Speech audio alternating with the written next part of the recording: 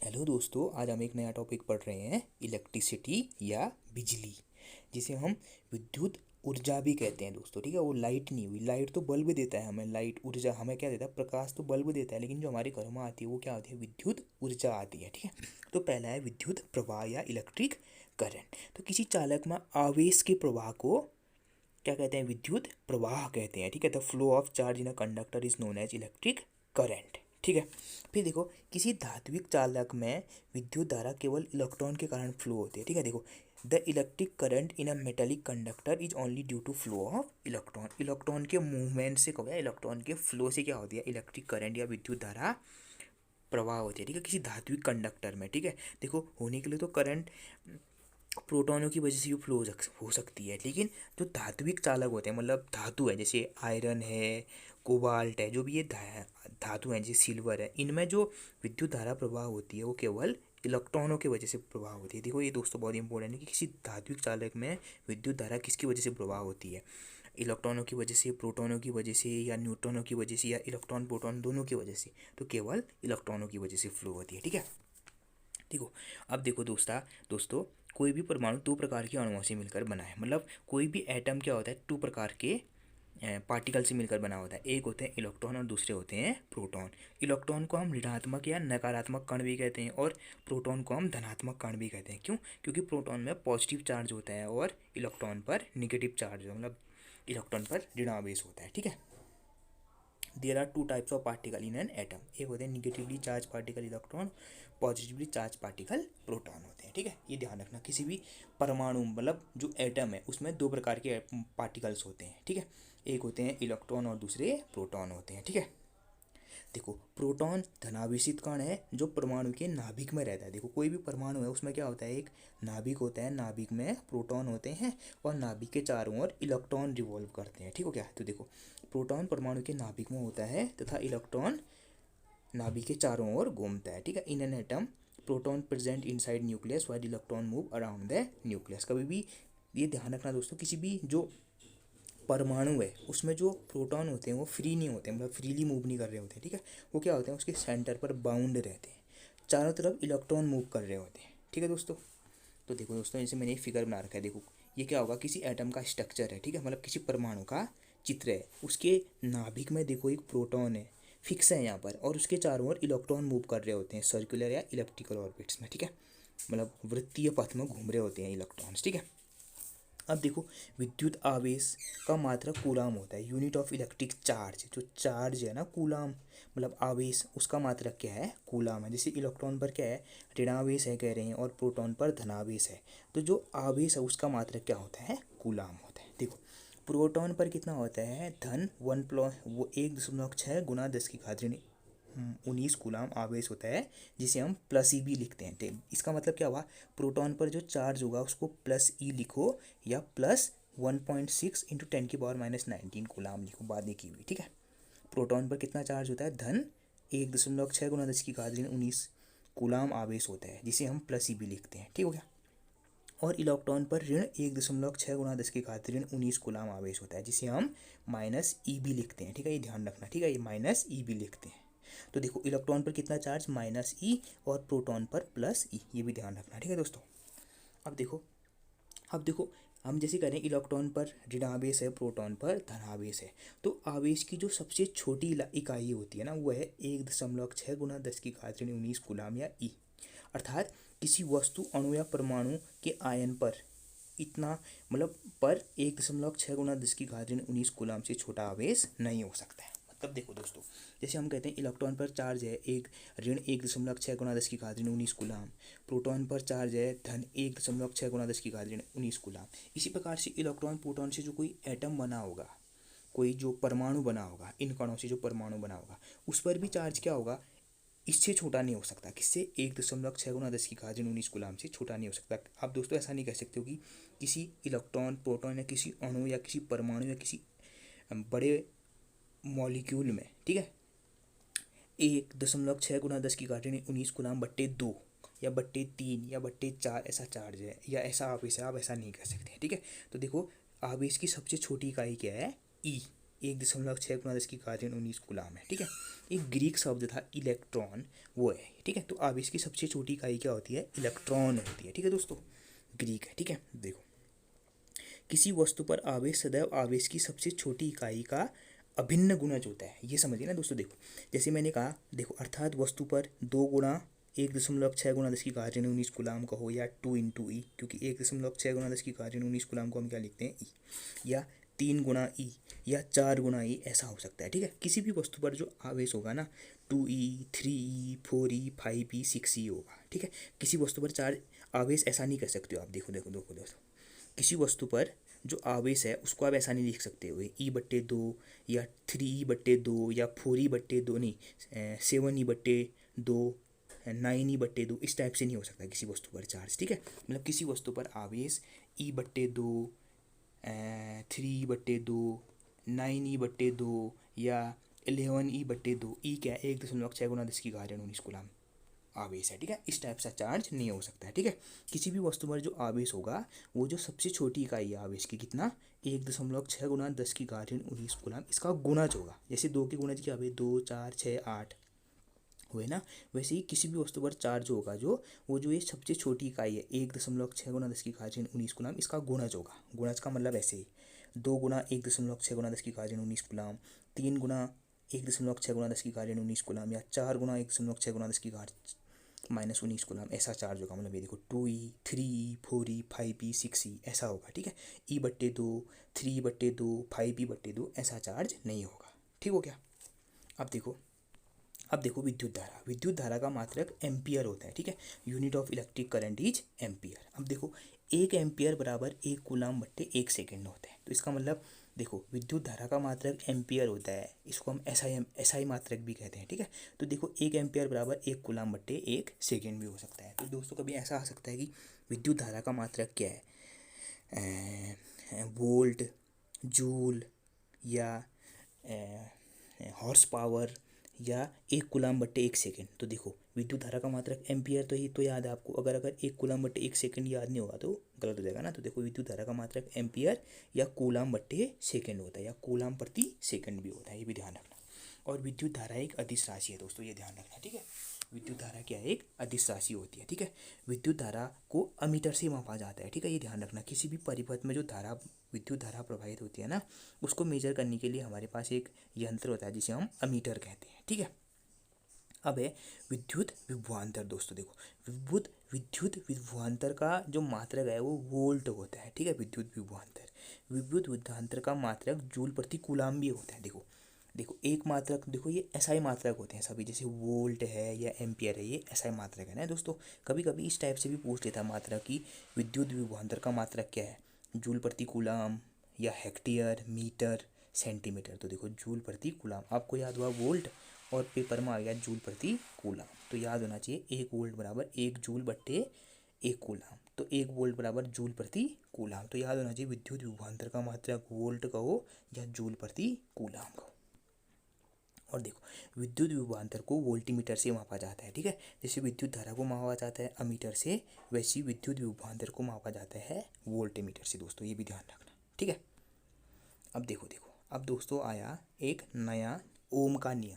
दोस्तों हम सब लोग जानते हैं ओम का नियम क्या है। ओम ने कहा था किसी चालक में प्रवाहित होने वाली विद्युत धारा चालक के सिरों के बीच के विभवांतर के समानुपाती होती है। ओम के नियम के अनुसार कोई भी चालक है, जैसे आपका एक तार है या एक लकड़ी, मतलब आयरन की एक रॉड है, मतलब धातु की एक छड़ है, उसमें फ्लो होने वाली जो धारा होगी वो उसके सिरों के बीच जो विभवांतर होगा ना उसके समानुपाती होगी। जैसे देखो मैंने एक लकड़ी का गुटका, मतलब एक लोहे का गुटका ले रखा है जिसमें आई करंट फ्लो हो रही है, तो ये जो विद्युत धारा आई फ्लो होगी वो इसके सिरों के बीच जो विभवांतर है वी उसके समानुपाती होगी। देखो ये वी बराबर आई, वी प्रोपोर्शनल टू आई। ठीक है, तो फिर देखो हमने इस समानुपाती इसको हटाया तो क्या आया? एक कांस्टेंट आया। ठीक है, मतलब एक क्या आया? नियतांक आया, जिसे हम क्या कहते हैं? समानुपाती नियतांक आर।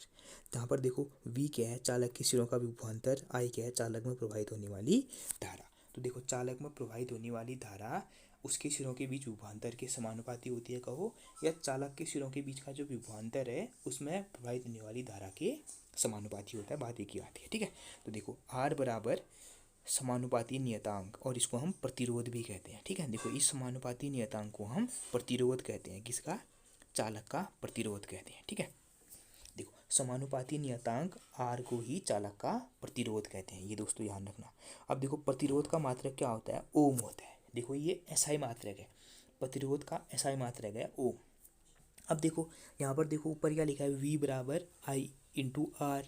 तो देखो मतलब विद्युत विभवांतर, किसी चालक के सिरों के बीच का विद्युत विभवांतर बराबर उस चालक में प्रवाहित होने वाली धारा इंटू समानुपाती नियतांक, जिसे हम चालक का प्रतिरोध भी कहते हैं। तो यहाँ से देखो R बराबर V अपॉन आई, देखो आर या आई को मैं वी के नीचे ले गया। देखो तो प्रतिरोध बराबर चालक के सिरों के बीच का विभवांतर बट्टे चालक में प्रवाहित होने वाली धारा। तो देखो प्रतिरोध बराबर विभवांतर बट्टे एम्पियर। अब देखो मतलब करंट, अब देखो 1 ओम बराबर 1 वोल्ट बट्टे 1 एम्पियर। तो देखो प्रतिरोध का ऐसा मात्रक है ओम, जबकि दूसरा मात्रक इसका वोल्ट पर एम्पियर भी होता है, ठीक है। देखो 1 वोल्ट बट्टे 1 एम्पियर बराबर 1 ओम। ये तो ध्यान रखना दोस्तों, कभी ऐसा आ गया कि प्रतिरोध का मात्रक क्या होता है, वोल्ट बट पर एम्पियर, जैसे पेपर में आ गया कि प्रतिरोध का मात्रक है वोल्ट प्रति एम्पियर, आपको ओम याद हुआ तो गलत हो जाएगा ना। तो याद रखना कि वोल्ट प्रति एम्पियर भी होता है प्रतिरोध का मात्रक, ठीक है। देख अब देखो किसी चालक का प्रतिरोध जो आर है ना, देखो 1 वोल्ट बट्टे 1 एम्पियर, ठीक है। देखो किसी चालक का प्रतिरोध चालक में प्रवाहित होने वाली विद्युत धारा तथा उसके सिरों के बीच के विभवांतर पर निर्भर नहीं करता है। दोस्तों इसको रट लेना, ये बहुत जरूरी है। जो इस बार पेपर है ना, ये वीडियो बीपीडीओ या इस टाइम में ही आ सकता है। किसी चालक का प्रतिरोध चालक में प्रवाहित होने वाली विद्युत धारा तथा उसके सिरों के बीच के विभवांतर पर निर्भर नहीं करता है। Resistance of a conductor doesn't depends upon current and potential difference across conductor, ठीक है। तो देखो भी अब किसी चालक का प्रतिरोध किस पर निर्भर करता है, किसी चालक का प्रतिरोध उस चालक की लंबाई तथा चालक के क्षेत्रफल पर निर्भर करता है। दोस्तों ये देखो किसी चालक का प्रतिरोध चालक में प्रवाहित होने वाली धारा तथा चालक के सिरों के बीच का जो विभवांतर है ना उस पर निर्भर नहीं करता है। देखो ना दोस्तों प्रतिरोध क्या हुआ, जैसे विद्युत धारा प्रवाहित हो रही होगी तो चालक क्या करेगा, जो चालक वो क्या करेगा, प्रवाहित नहीं होने देगा उसको, क्या करेगा, वो कहेगा नहीं तुम मत प्रवाहित हो। तो जो वो अपोजिशन कर रहा है, प्रतिरोध कर रहा है, उसी को हम चालक का प्रतिरोध कहते हैं। वो चालक का प्रतिरोध उस विद्युत धारा और उसके सिरों के बीच के विभवांतर पर निर्भर नहीं करता है। किस पर निर्भर करता है, चालक की लंबाई और चालक के क्षेत्रफल पर निर्भर करता है। आप देखो चालक का प्रतिरोध उस चालक की लंबाई के समानुपाती होता है। मतलब देखो चालक जितना लंबा होगा उसके द्वारा जो प्रतिरोध होगा वो उतना ज़्यादा होगा, ठीक है। देखो किसी चालक का प्रतिरोध उस चालक की लंबाई के समानुपाती होता है, देखो R प्रोपोर्शनल टू L, ठीक हो गया। और किसी चालक का प्रतिरोध उस चालक के क्षेत्रफल के व्युत्क्रमानुपाती होता है, ठीक है। देखो चालक का प्रतिरोध चालक की लंबाई के समानुपाती और उस चालक के क्षेत्रफल के व्युत्क्रमानुपाती होता है। देखो दोस्तों देखो ये भी बहुत इंपॉर्टेंट है, ठीक है दोस्तों। अब देखो प्रतिरोधों का संयोजन, कॉम्बिनेशन ऑफ रेजिस्टर्स।